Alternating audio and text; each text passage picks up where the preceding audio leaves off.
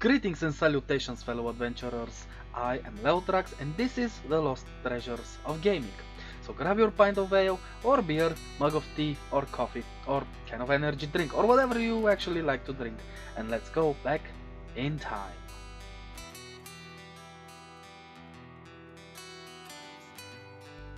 With the upcoming sixth movie in the franchise, Terminator Dark Fate, I decided that it's good time to talk about a Terminator game. Now, when I ask someone about Terminator games, most people think about the Battlefield clone that was Terminator 3, War of the Machines. The not bad, not good Terminator 3, Redemption for consoles, and some mobile games. And of course, the atrocity that was Terminator Salvation, the video game. But what if I tell you there was another, back in the mid-90s, game that appeared a couple of years after Terminator 2 Judgment Day? Well, that's what we're here for, right? The year is 1995 and Bethesda Softworks, yes, those Bethesda, the ones with the Elder Scrolls and Fallout games, released a revolutionary for the time, still wondering why this game is forgotten by many, the Terminator Future Shock. Now you ask yourself, what is so revolutionary? Well, there is only one answer. The Terminator Future Shock is one of the first games of the first-person shooter genre that features fully textured mapped 3D environments and enemies. And also, most important, it was the first game that used mouse control. Yes, if it was not for this game, we would not have our combination of mouse and keyboard gameplay for our future first-person shooters. Okay, someone would eventually find the combination, but it's still good to remember who the pioneer was.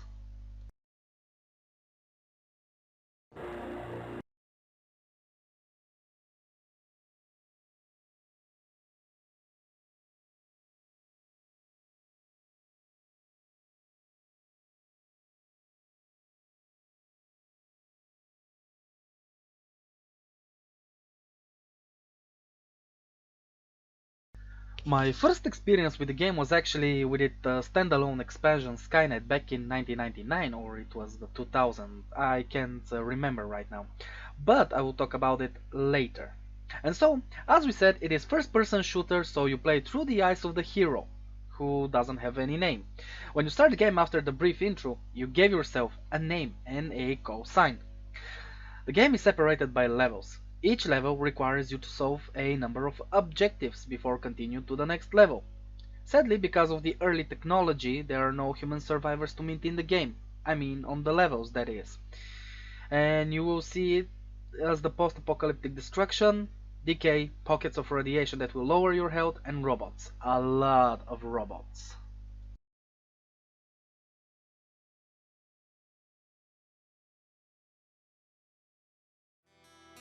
I mostly hate one type of the flying robots that are small and flat and hard to hit. Good thing there are not so much of them. See here that I said robots, not Terminators. That is because the Terminators, like Arnold Schwarzenegger character, are yet unknown enemy. Stay with me, I will explain later. Of course, you can beat the machines with bare hands, you have quite an arsenal on your disposal. Well, not in the very beginning, no. You start with an iron pipe. Yes, iron pipe. But then you're gonna find Uzi, M16, shotgun, minigun, plasma rifle, plasma pistol, grenade launcher, grenades, pipe bombs, satchel charges. Oh, tons and tons of weapons. And of course, do not forget health and armor. There is also the terrain of the game, harsh and full of radiation. It's not all flat, there are hills and holes in the ground. You can traverse it depending on the mission, either on foot, with a jeep with mounted laser cannon on it, or with an HK fighter, aerial combat robot, to be precise. And did I mention that you can enter almost any building? When you start the game, it shows a brief scene of Los Angeles being destroyed in a nuclear explosion in 1995. Interesting is that the movie Terminator 2 states that Judgment Day was in 1997. There is no explanation except that the game is released the same year of 1995. Now the game story begins in 2015, with you escaping from an extermination camp with the help of the Resistance. Sadly, the guy who helped you dies, but instructs you how to get to the Resistance HQ. Every time you start new level, there is a briefing. Well, it's just pixel art of the characters and text to read. Once you fully escape during the first mission, you will be introduced to John Connor, the leader of the Resistance, the young Kyle Reese, and a number of other characters. After completing several missions, the Resistance HQ is infiltrated and attacked by the new Terminator models T-800. Here it is, I said it, the new T-800 that were unknown before this. After helping Connor and the Resistance leaders find new HQ, you will begin experiencing a phenomena in the enemies spawning seemingly randomly on the screen. Guess what? SkyNET was working hard to perfect his time displacement. Time travel. And thanks to your success in the game, he tries to place those enemies where they can hurt you. The Resistance learned that SkyNET is using the time travel to send information to itself in the past so that it can become sentient faster. And here, you must journey into the mouth of the beast to stop it. The game contains overall of 17 missions and, of course, hours of enjoyment. It depicts the grim darkness of the future, only briefly shown in the first two original movies. Here is where I jump to its sequel/expansion, SkyNET.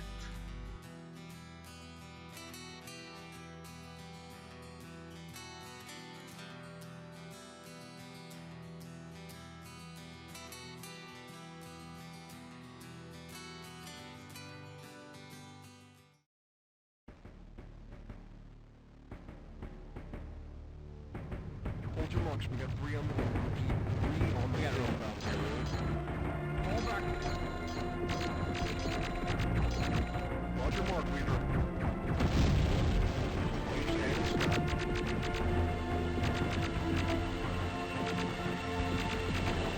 Got the chatter ready, 5. Over there.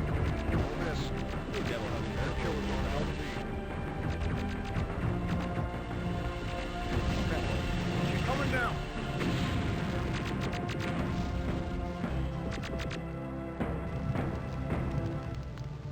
Connor here. We're sending help.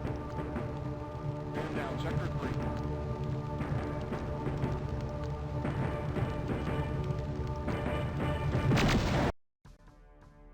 The Terminator SkyNET was intended to be an expansion pack for Future Shock, but actually became a standalone product.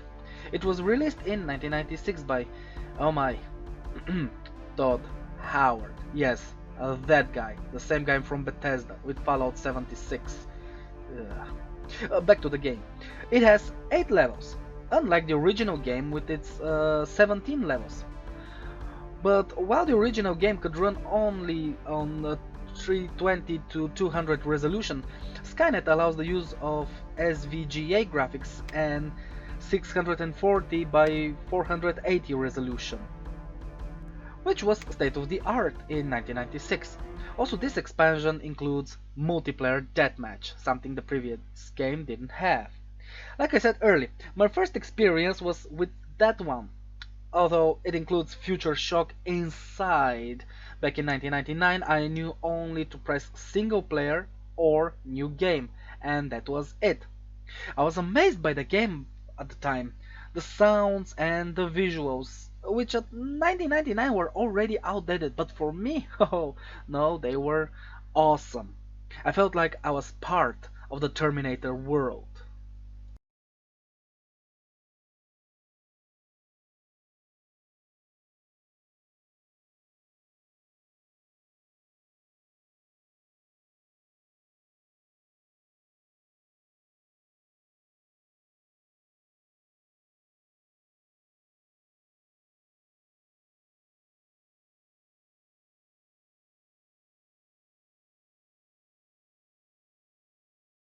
One new cool feature of the game is the mission briefings.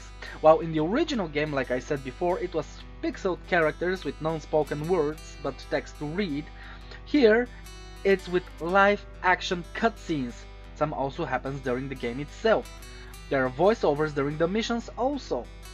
The story is that you're a new character. John Connor sends you in an old missile base controlled by the machines. Inside, you discover that SkyNET has a Hades nuclear missile, the most powerful nuclear weapon ever made. And it becomes your mission to stop it before the resistance and the hope for humanity is lost. The music is a MIDI sounds. It has the theme of the Terminator and also some original music. And as a game that was made in the mid-90s, it can be run without the help of additional software like DOSBox for example. The game can be found in abandonware websites for free. So good luck hunting and terminating.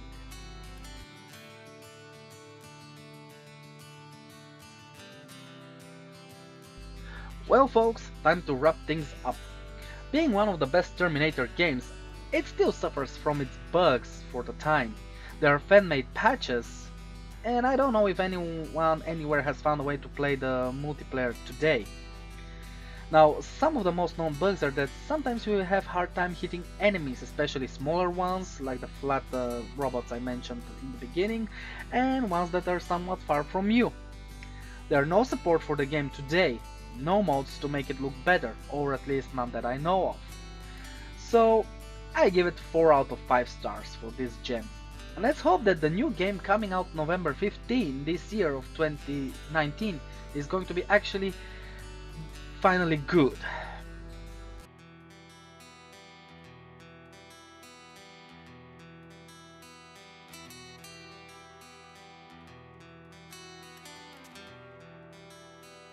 Thank you all for watching. Please like this video. If you want more, press the subscribe button and then the bell icon next to it to get notified when I upload the next one. Share the video and of course leave a comment and I will gladly read it. Also, one thing that I forgot to mention last time, I stream on Twitch, so if you want to watch me play some good games and have a nice chat, you're more than welcome to join me. Links will be in the description down below. Have a nice day or evening. And remember, the Adventurers Guild creed: fortune favors the bold.